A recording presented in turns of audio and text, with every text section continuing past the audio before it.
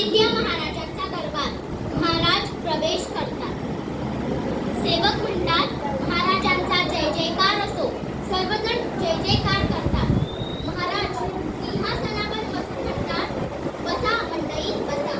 व प्रधानच विचारतात, काय प्रधानजी, कशी काय आहे आपल्या राज्याचे हालहवाल? प्रधानजी म्हणतात, आपल्या कृपेने उत्तम आहे. गोरगरीब भरपूर कष्ट करत आहेत. श्रीमंत लोक सुखात आहेत.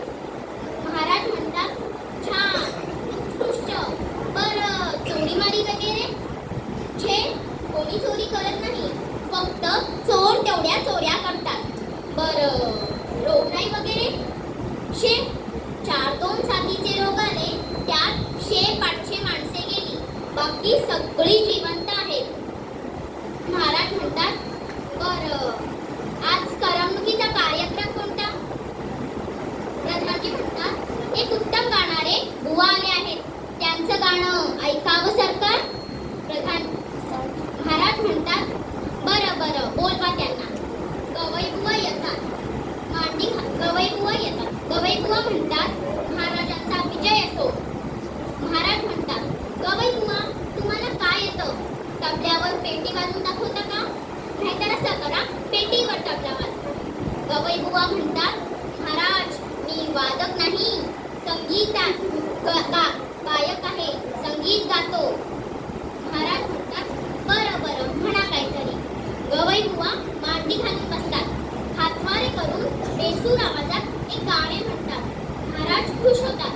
महाराज म्हणतात, वा गवई बुवा, तुमचा आवाज साखरेसारखा गोड आहे. बोला, तुम्हाला काय बक्षीस पाहिजे?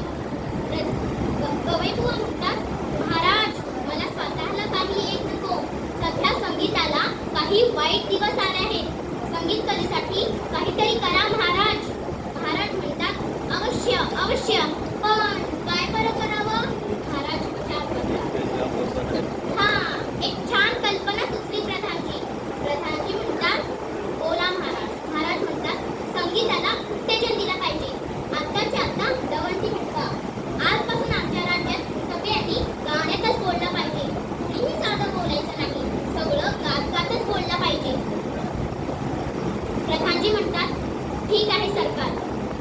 महाराज म्हणतात, जो कोणी गाण्यात बोलणार नाही त्याला शिक्षा करा.